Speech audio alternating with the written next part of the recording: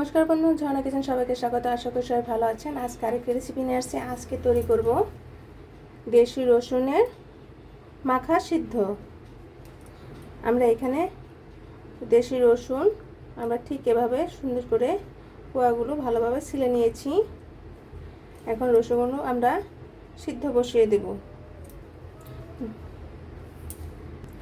আমরা এখানে একটি পাত্র নিয়েছি, পাত্রের মধ্যে জল নিয়েছি। এখন রসুনগুলো এর মাঝে দিয়ে দিব। প্লিজ বন্ধুরা, এখনও যারা সাবস্ক্রাইব করেন তারা একটি সাবস্ক্রাইব করে দিবেন এবং একটি লাইক করে দিবেন। আপনার পাশে থাকবেন, নতুন নতুন রেসিপি নিয়ে আপনাদের সামনে হাজির হব। আর এখানে একটু পরিমাণ প্রয়োজন মতো একটু লবণ দিয়ে দেব, পরে আবার চেক করে দেখব। এখন আমরা রসুনটাকে সিদ্ধ বসিয়ে দিব। আমাদের রসুন সিদ্ধ হয়ে গিয়েছে, দেখুন একদম গলে গিয়েছে। এখন আমরা এখানে ছোট ছোট সাইজে দুটি পেঁয়াজ কেটে নিয়েছি। আর এখন এখানে শুকনো লঙ্কা দিয়ে দিব 5 থেকে 6টি। কিন্তু একটু ঝাল ঝাল হলে খেতে এত টেস্ট হয়, এর স্বাদ যেন মুখে লেগে থাকে। অনেকে বলতে পারেন যে রসুন অনেকটা অন্যরকম রসুনের ফ্লেভার আসে, খাওয়া যাবে কি করে? বিশ্বাস করুন বন্ধুরা, 1 চিমটি পরিমাণের মতো যদি একটু লবণ দিয়ে সিদ্ধ করে নেন, কোনো রসুনের কোনোই মানে কাঁচা রসুনের কোনো ফ্লেভার আসে না। 1 থালা ভাত অনায়াসে খাওয়া হয়ে যাবে। আপনি তো অনেক ধরনের ভর্তা সিদ্ধ খেয়েছেন, একবার হলো এভাবে খেয়ে দেখবেন। মাছ মাংস থেকে আর অন্য কোনো কিছুই লাগবে না, শুধু রসুন সিদ্ধ মাখা দিয়েই খাওয়া হয়ে যাবে।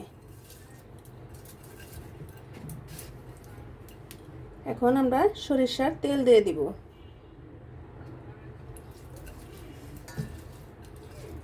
এখন রসুনগুলো এর মাঝে দিয়ে দিব। হাত দিয়ে একটু এভাবে ম্যাশ করে নিব। তৈরি হয়ে গেল আমাদের রসুনের মাখা সিদ্ধ। আর রসুন হাড়ের জন্য অনেক উপকার।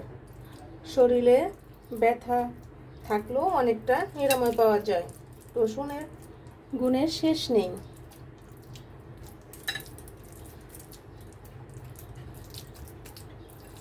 কেউ বুঝতেই পারবে না, সে খেয়েই যাবে, সে বুঝতেই পারবে না যেটা কি দিয়ে ভাত খাচ্ছে।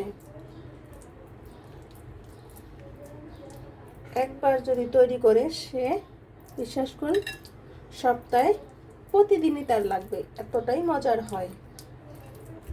আপনারা অবশ্যই কমেন্টে জানাবেন কেমন হলো। আমাদের রসুন মাখা হয়ে গেছে। দেখুন বন্ধুরা, জিভে জল আনার মতো রসুন সিদ্ধ মাখা, কত সুন্দর দেখাচ্ছে, খেতেই ইচ্ছে করছে, দেখেই খেতে ইচ্ছে করছে। ভিডিওটি দেখার জন্য ধন্যবাদ। Thank you.